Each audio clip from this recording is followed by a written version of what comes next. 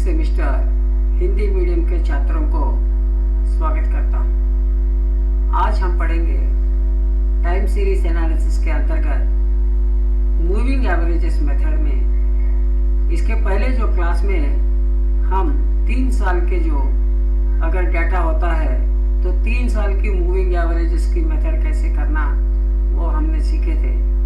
आज हम पढ़ेंगे इवन मेथड, इवन ईयर्स में, यानी वो ऑड ईयर्स में हो गया, अभी इवन ईयर्स में करेंगे। और इसके अंतर्गत 4 साल, 6 साल, ऐसे 8 साल, ऐसे जो पीरियड ऑफ टाइम दिया जाता है तो उसके अंतर्गत मूविंग एवरेजेस मेथड करने के लिए पद्धति के बारे में एक थियरिटिकल समवॉट प्रैक्टिकल लेसन आज हम अवगत करने के लिए कोशिश करेंगे। सबसे पहले उसके बारे में पढ़ेंगे।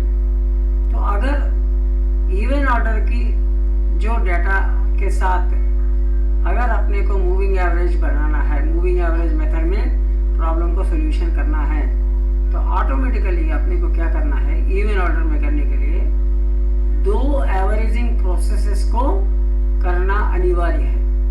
ये 2 averaging processes moving averages period में कैसे किया जाता है उसके बारे में चलिए एक एग्जाम्पल के तहत हम अवगत करने की कोशिश करेंगे। For a 4 yearly moving average, first of all अपने को क्या करना है, y1 यानी ईयर 1 की मूविंग एवरेज कैसे करते हैं। तो ईयर 1 की मूविंग एवरेज कैसे करते हैं, 1/4 into y1 plus y2 plus 3/3 plus y4, माने ईयर 1, ईयर 2, ईयर 3, ईयर 4, ये चारों साल का टोटल करके उसको बाई 4, 1/4 से इंटू करेंगे या बाई 4 करेंगे तो ऑटोमेटिकली ईयर 1 की जो एवरेज मिलेगा, that is what called as of the first 4 years and place it in between. उसको कहाँ रखना है, कॉलम में T2 यानी ईयर 2 और ईयर 3 के बीच में इसको बनाना है। फिर उसके बाद सेकेंड ईयर की डाटा में अपने को क्या करना, y2 इज इक्वल टू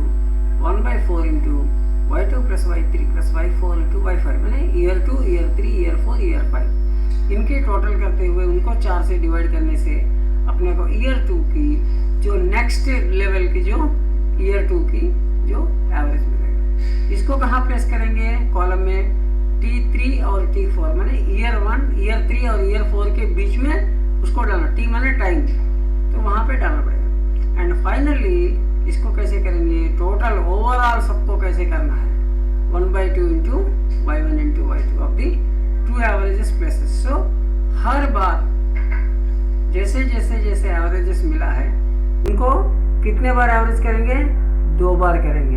पहला क्या है, हर 4 साल की टोटल की एवरेज करेंगे और उसके बाद जो 4 साल की कितने भी एवरेजेस आए हैं सेकेंड थर्ड कॉलम में उसको और 2 बार दूसरी ईयर 1 और ईयर 2 की एवरेजेस करते जाएंगे। ऐसा जो एवरेजेस इसको मूविंग एवरेज बोलते हैं।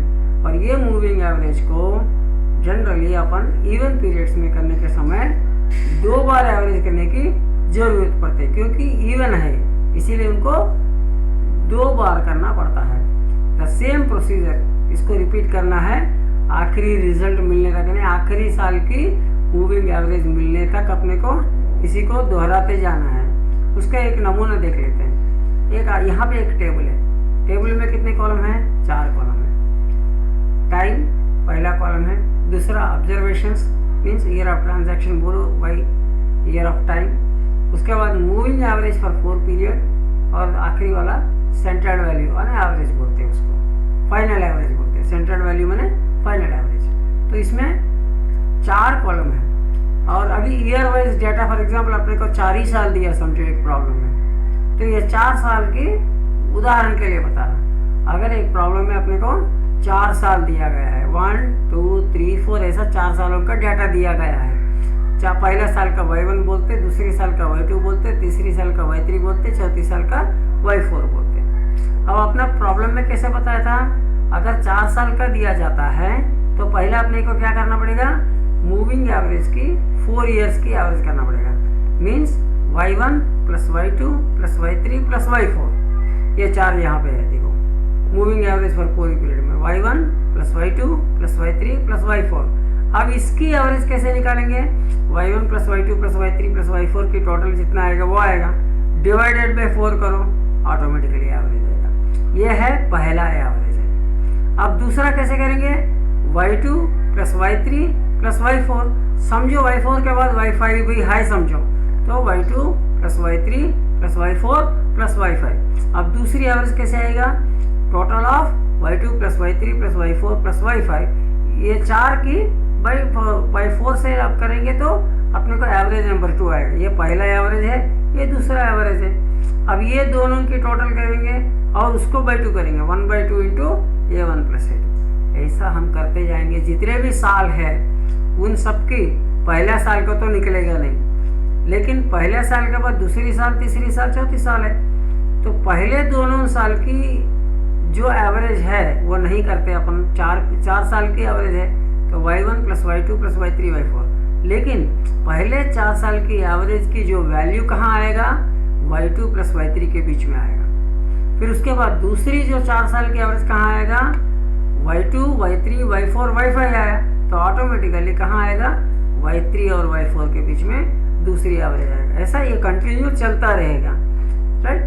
This is the way how we will go for the preparation of the tabulation method for the solution of the moving averages in the case of even years. तो इसको क्या करना? It should be noted that when the period of moving average is even, the computed average will respond to the middle of the 2 middle most periods. ये जैसे मैंने बताया था, जब हम मूविंग एवरेजेस की बना रहे हैं, ऑटोमेटिकली यहाँ पे जो बताया था, ये एवरेज यहाँ से यहाँ मूव हुआ और ये एवरेज यहाँ से यहाँ मूव हुआ, तो ये दोनों की एवरेज यहाँ मूव आएगा, right? This is the way how it is to be done. इसका मेरिट्स क्या है? सबसे इम्पोर्टेंट मेरिट है, ये बहुत आसान तरीका है, ये ऑब्जर्वेशन के लिए भी आसान है, समझने के लिए आसान है और करने के लिए भी आसान है। सिंपली यहाँ पे क्या करना है?